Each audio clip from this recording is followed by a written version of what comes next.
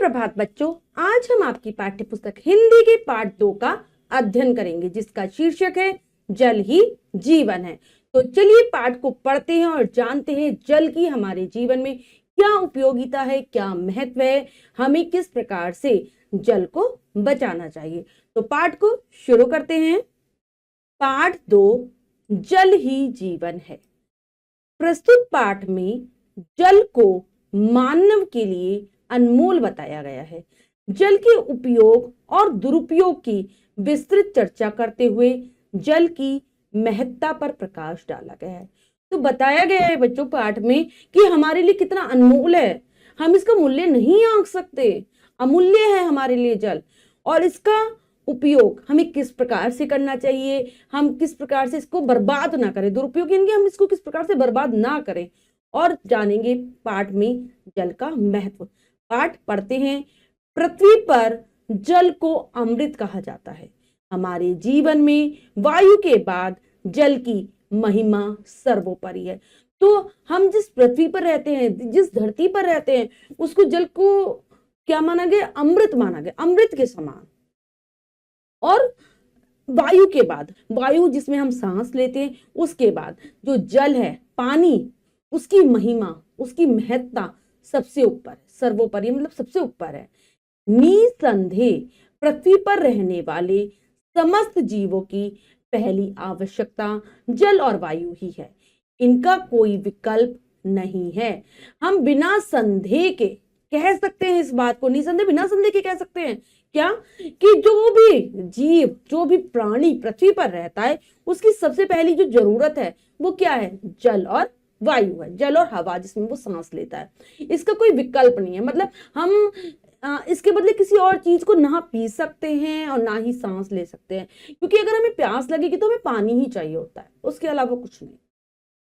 आज से लगभग 5700 लाख वर्ष पूर्व पृथ्वी पर जल की उत्पत्ति मानी जाती है। जल सृष्टि के 5 प्रमुख तत्वों में शामिल है। जल के अभाव में जीवन की कल्पना भी नहीं की जा सकती। क्या कहा जाता है कि आज से लगभग 5700 लाख साल पहले जो हमारी पृथ्वी है उस पर जल उत्पन्न हुआ था।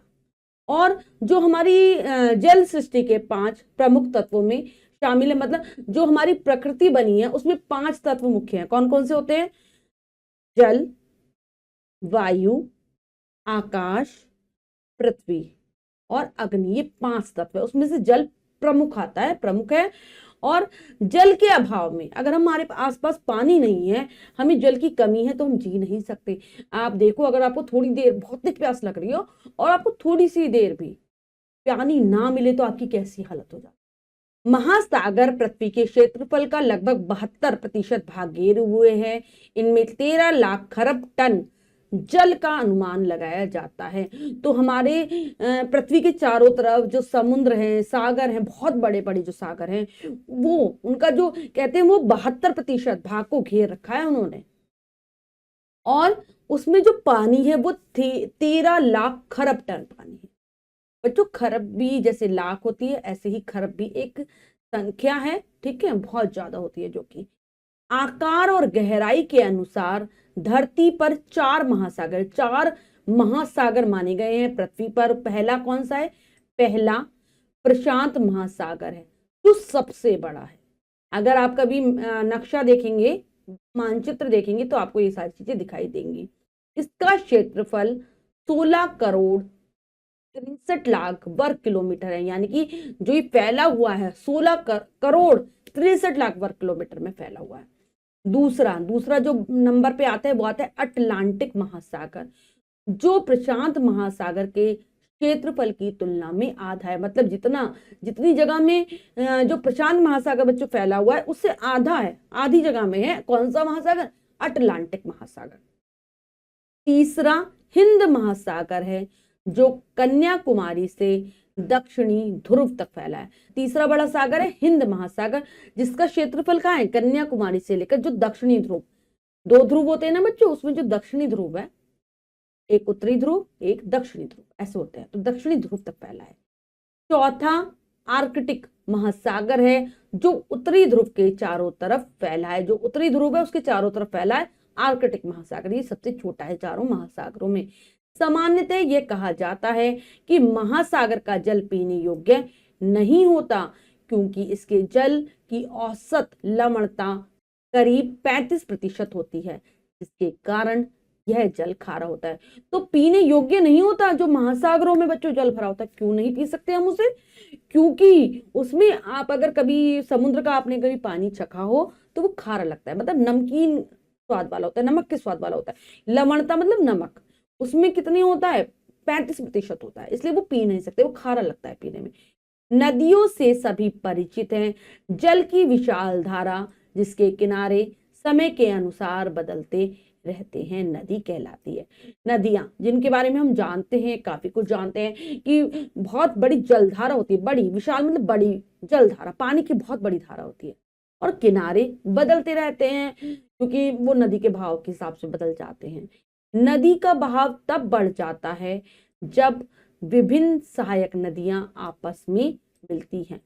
तो जो नदी की जो तेजी है, जो उसका बहाव मतलब बहने की जो गति है, वो तब बढ़ती है जब उसमें कई और सहायक नदियां आपस में आकर मिल जाएं, तो वो तेजी से बहने लगती है। वर्षा और बर्फ के पिघलने से जल रिसकर विभिन्न दरारों से होकर भूमि के अंदर प्रवेश करता है। यह जल भूमिगत जल कहलाता है। तो जब वर्षा होती है बच्चों, ठीक है, या जो पहाड़ों पर पर्वतों पर जो बर्फ जमी रहती है, वो जब पिघल जाती है तो उसका जो पानी है वो रिस रिस कर जो भूमि के में दरारें बनी हुई है उसके अंदर जाता रहता है, और उसको हम कहते हैं भूमिगत जल, यानी कि भूमि के अंदर का जल, भूमि के नीचे रहने वाला जल। सिंचाई तथा पीने योग्य जल की पूर्ति के लिए कूपों और ट्यूबवेलों द्वारा भूमिगत जल का उपयोग किया जाता है। तो जब भी हमें पेड़ पौधों की सिंचाई करनी है तो तब भी हम समुद्र का जल उपयोग नहीं कर सकते, वो खारा होता है, उससे पेड़ पौधे खराब हो जाएंगे। तो हम पीने के लिए, सिंचाई के लिए हम क्या करते हैं? भूमिगत जल, भूमि के अंदर जो जल होता है उसका ही प्रयोग करते हैं। और इसका प्रयोग करने के लिए हम कूपों यानी कि कुओं के द्वारा जल निकालते हैं, ट्यूबवेल लगे रहते हैं, और आजकल और भी बहुत सारी सुविधाएं हैं जिनके माध्यम से भूमिगत जल का उपयोग किया जाता है। सूर्य की गर्मी से नदियों, झीलों, तालाबों, समुद्रों आदि का जल जल वाष्प में बदल जाता है। यह जल वाष्प वायु से हल्की होती है। तो जितने भी मतलब जगहों पर पानी भरा रहता है, चाहे वो नदियों, झीलों, समुद्रों, तालाब कुछ भी हो, जब बहुत तेज गर्मी पड़ती है ना बच्चों सूर्य की, तो जल वाष्प में बदल जाते हैं, इनकी भाप बनकर उड़ जाता है, ऊपर उड़ जाता है, और ये हल्की होती है, वायु से हल्की होती है। अतः क्या होती है? अतः यह वायुमंडल में ऊपर उठकर ठंडी हो जाती है। ठंडी होकर यह जल वाष्प अत्यंत सूक्ष्म बूंदों के रूप में संघनित हो जाती है और बादलों का निर्माण करती है। क्या करती है? ये हल्की होती है, और जब आप ऊपर वायुमंडल में, आकाश में जब ये जाती है तो बहुत ठंडी हो जाती है, वहां ठंडा वातावरण होता है। और फिर क्या होती है? ठंडी होकर ये जो जल वाष्प बहुत सूक्ष्म बूंदों यानी छोटी छोटी बूंदों में बदल जाती है, बूंदों के रूप में संघनित मतलब बदल जाती है, और फिर बादलों का निर्माण होता है। ऐसे ही बादल बनते हैं, और संघनन क्रिया द्वारा बूंदे गोल होकर पृथ्वी पर गिरती हैं, और वही बादल क्या करते हैं? वर्षा करते हैं, छोटी छोटी बूंदों का निर्माण हो जाता है, गोल गोल हो जाती है, संघनन की क्रिया के द्वारा गोल गोल बूंदें बनती है और वो पृथ्वी पर गिरने लगती हैं। जब ऊष्मा के विकिरण और चालन द्वारा वायुमंडल की निचली परत का तापमान औसत से कम हो जाता है, तो वायु में मौजूद नमी जल की छोटी बूंदों के रूप में धूल के कणों पर लटककर कोहरा बनाती हैं। तो बच्चों हम सभी ने कोहरा देखा है, जब आकाश में धुंध सी छाई जाती है, वो कैसे होता है? जब जो ऊष्मा यानी कि जो गर्मी के विकिरण, ठीक है, विकिरण एक क्रिया होती है और एक चालन की क्रिया होती है, ये दोनों जब क्रियाएं आपस में वायुमंडल में होती हैं तो क्या हो जाता है? जो तापमान है वो कम हो जाता है, औसत से कम, जितना होना चाहिए उससे कम हो जाता है। तापमान आप सभी जानते हैं, गर्मियों में क्या होता है? तापमान ज्यादा होता है, सर्दियों में घटता है। तो जो औसत एक होती है, औसत रेखा, उससे अगर कम हो जाता है तो जो वायु में जो छोटी छोटी सी जल की बूंदें हैं, जो जल वाष्प बनकर उड़ाता है, उसकी जो बूंदें हैं वो क्या हो जाती है, धूल के कणों के साथ मिल जाती है, आपस में मिल जाती है। कौन सी क्रिया के द्वारा, विकिरण और चालन के द्वारा। और फिर ये हो जाती है धूल के कणों पर जब ये लटकती हैं तो ये कोहरे का निर्माण करती हैं। और बादल बनते समय यदि जलवायु का तापमान 0 डिग्री सेल्सियस से नीचे पहुंच जाए तो वह बर्फ के छोटे छोटे क्रिस्टल्स में बदल जाती है। ये क्रिस्टल्स आपस में मिलते हैं और नीचे की वायु का तापमान कम होने से ये धरती पर बर्फ के रूप में गिरने लगते हैं, जिसे हम बर्फबारी कहते हैं। क्या होते हैं कि जब कोहरा बन जाता है, कोहरे के बाद अगर बादल, और जब बादल बन रहे हैं और जलवायु जो है, जलवायु ठीक है, जो पहले जल वाष्प बनकर उड़ा था वही वाली जो जलवायु का जो हमारा जो तापमान है, ठीक है, जो वायु चलती है मौसम के हिसाब से जो चेंज होता है वो 0 यानी कि 0 से कम हो जाए, ठीक है, नीचे पहुंच जाए, कम हो जाए, तो वह बर्फ के छोटे छोटे क्रिस्टल्स यानी कि छोटे छोटे से कणों में हो जाती है। क्रिस्टल जैसा आपने क्रिस्टल कर कभी देखा हो तो उस टाइप की हो जाती है। और जब ये क्रिस्टल्स आपस में मिल जाते हैं तो क्या होता है, नीचे वायु का तापमान कम है तो ये नीचे गिरने लगते हैं। और किस रूप में गिरते हैं, बर्फ के रूप में गिरते हैं, और इसे ही बर्फबारी कहते हैं। आपने सुना होगा पहाड़ों में जो बर्फबारी होती है वो इसी प्रकार से होती है, जब वायु का जो जो जलवायु है वो 0 डिग्री से यानी कि 0 से भी कम पर पहुंच जाए, तो जो मतलब वायु में जो जल के कण हैं वो बर्फ में बदल जाएंगे और वही आपस में मिलकर नीचे गिरने लगेंगे।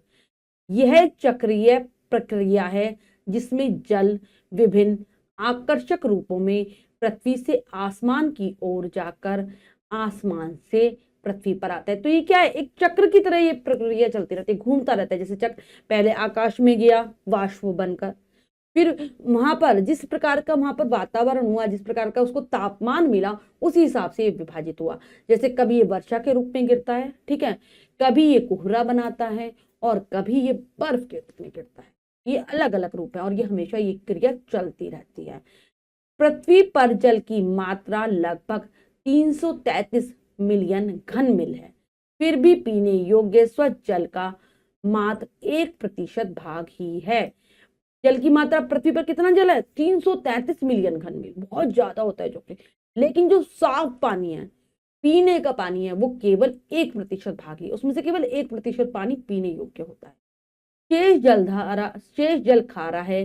सामान्यतः जल स्वादहीन, रंगहीन एवं गंधहीन होता है।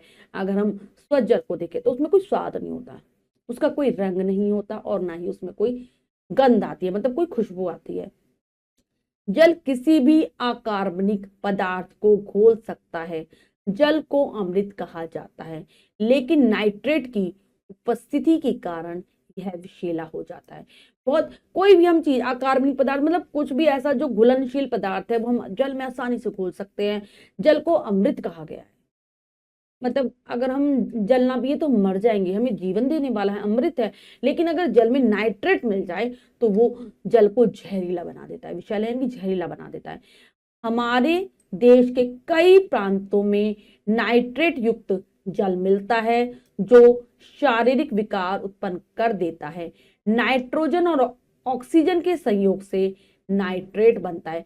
बहुत सारे हमारे देश में ऐसे प्रांत हैं, ऐसे राज्य हैं जहां पर ये नाइट्रेट वाला ही जल मिलता है। और ये नाइट्रेट बनता कैसे है, नाइट्रोजन और ऑक्सीजन गैस जब आपस में मिल जाती है तो नाइट्रेट बनाती है। कुछ पौधे ऐसे होते हैं जो वायुमंडल से नाइट्रोजन ग्रहण करते हैं। जो पौधे ऐसा नहीं कर पाते तो ऐसे पौधों की वृद्धि के लिए हम नाइट्रोजन युक्त उर्वरक का इस्तेमाल करते हैं। आवश्यकता अनुसार पौधे नाइट्रोजन प्राप्त करते हैं। शेष बची नाइट्रोजन जल में नाइट्रेट के रूप में घुलकर मिट्टी के माध्यम से भूमिगत जल में मिल जाती है। बहुत सारे ऐसे पौधे हैं जो नाइट्रोजन गैस ग्रहण कर लेते हैं और कुछ कुछ होते हैं कि उनको नाइट्रोजन की आवश्यकता होती है लेकिन वो ले नहीं पाते नाइट्रोजन गैस, तो उर्वरक यानी कि खाद के रूप में उसमें डाली जाती है। उसके अलावा जितनी उन्हें जरूरत होती है वो उतनी लेते हैं। बाकी जो नाइट्रोजन होती है क्या होती है, मिट्टी के माध्यम से जो भूमि के अंदर जल है उसमें मिल जाती है और जल को विषैला करती है। साथ ही विभिन्न पशुओं का नाइट्रोजन युक्त मल मूत्र वर्षा के जल के साथ नदियों तालाबों में मिल जाता है, जो नाइट्रेट में परिवर्तित होता रहता है। बहुत सारे ऐसे पशु भी हैं जो मलमूत्र करते हैं वर्षा के जल के साथ या अन्य माध्यमों से, नदियों में मिल जाता है, तालाबों में मिल जाता है, और फिर यही जल नाइट्रेट में बदल जाता है और जल को विषैला बनाता है, जल को जहरीला बनाने का काम करता है। जल का हमारे स्वास्थ्य से घनिष्ठ संबंध है और नाइट्रेट ऐसे विभिन्न यौगिकों में परिवर्तित हो जाता है जो कैंसरकारी होते हैं। तो जल हमारे स्वास्थ्य से जुड़ा हुआ है, हमारी सेहत से जुड़ा हुआ है, बहुत घनिष्ठ, बहुत गहरा संबंध है जल का हमारे जीवन से। और ये जो नाइट्रेट होता है जो कि जल को विषैला बनाता है, अलग अलग यौगिकों में मतलब अलग अलग तत्वों में परिवर्तित हो जाता है और ऐसे तत्वों में ये बदलता है जो कि कैंसर का बनाने का कार्य करते हैं, बॉडी में कैंसर बना देते हैं। जल में नाइट्रेट की अधिकता से बचने के लिए अधिक गहराई से जल प्राप्त करना चाहिए। कुछ वैज्ञानिक तकनीकी विधियों से भी नाइट्रेट मुक्त जल प्राप्त किया जाता है। तो अगर हम इससे बचना चाहते हैं, नाइट्रेट मतलब हमारे जल में ना मिले, तो हमें गहराई से जल को लेना चाहिए। मतलब भूमिगत जल जो हम ले रहे हैं ट्यूबवेलों के माध्यम से या किसी भी माध्यम से, वो गहराई से आता हो। और कुछ ऐसी वैज्ञानिक विधियां हैं, तकनीकी हैं, जिससे भी जल को हम नाइट्रेट से मुक्त कर सकते हैं, मतलब आजाद कर सकते हैं, नाइट्रेट हटा सकते हैं जल में से। तीव्र जनसंख्या